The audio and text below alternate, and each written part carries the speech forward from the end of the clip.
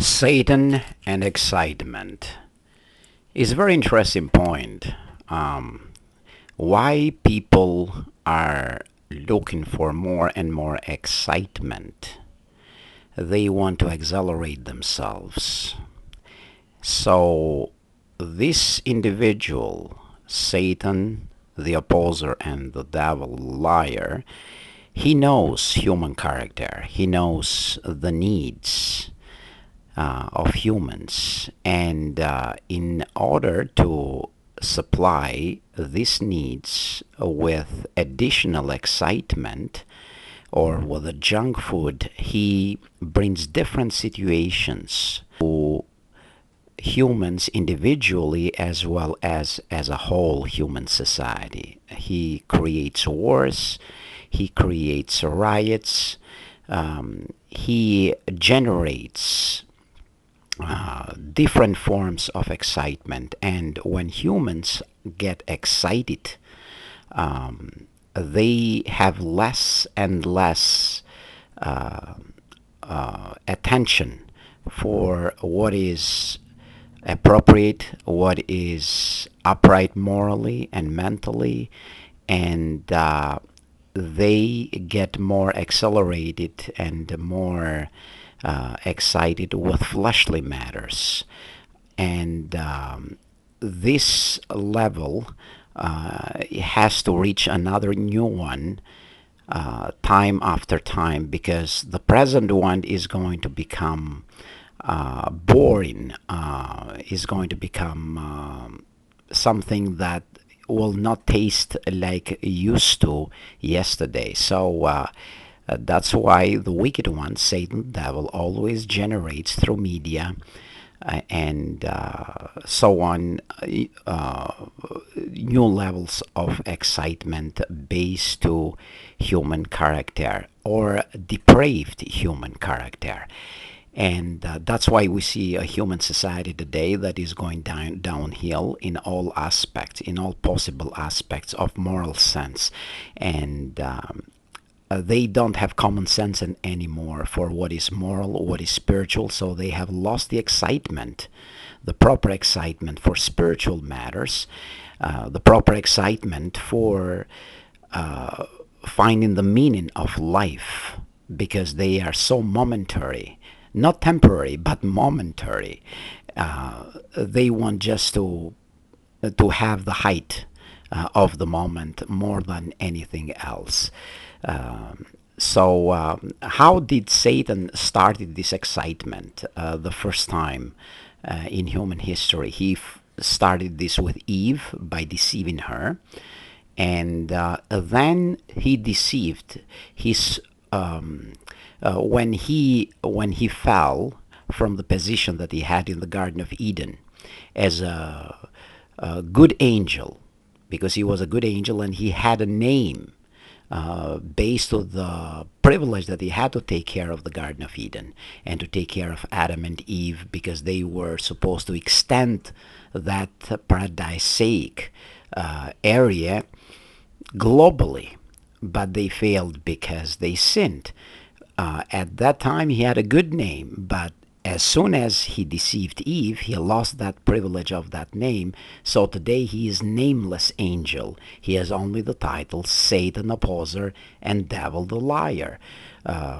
Despicable titles. Now he for him to bring one third of his former brothers from heaven to the earth to act as he did, he had to deceive them. In what way did he deceived them? He had to excite them in order to deceive them. And what did he do? Satan himself. The possibility is we will know this in detail when the new scrolls are written, uh, probably right before Armageddon or after Armageddon.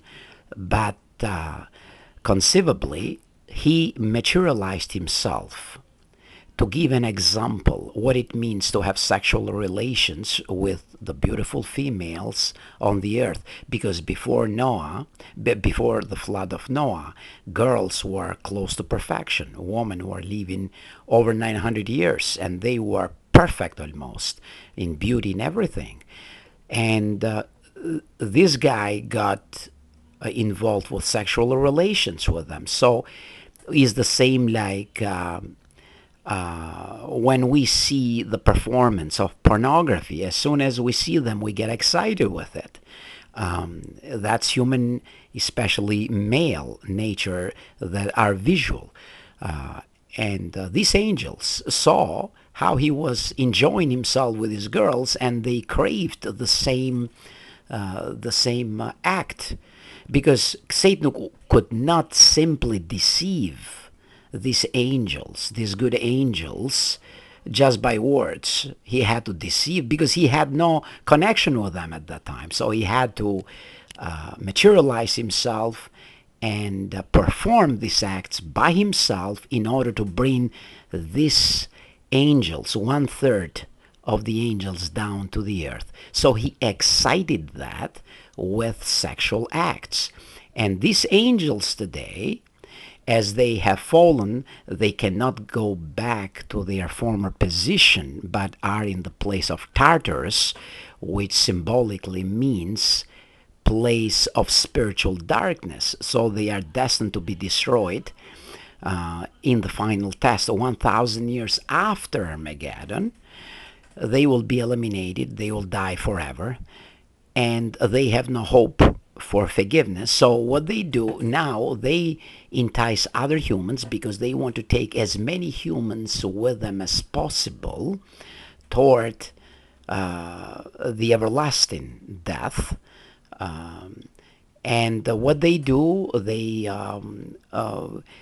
number one, they excite humans with pornography. They excite humans with sexual immorality. This is a powerful weapon. It's one of the most powerful weapons ever invented by Satan, that he brought 1/3 of the angels down with him.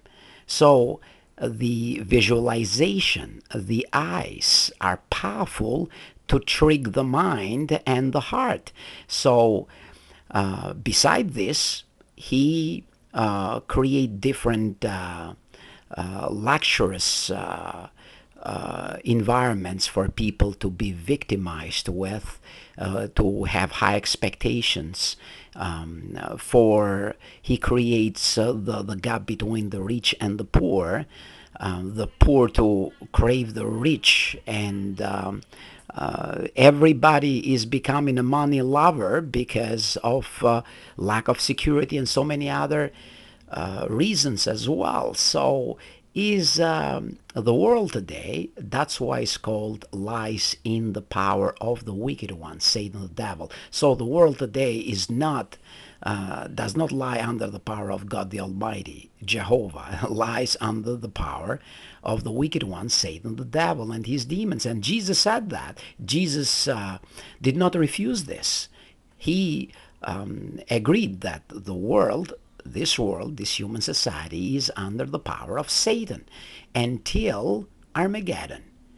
And that's why our flesh, with its desires, that is triggered by this wicked person, Satan the devil, and his demons, is number one enemy. Number two is human society. Things that we see, and the influence that this human society has upon us on daily basis.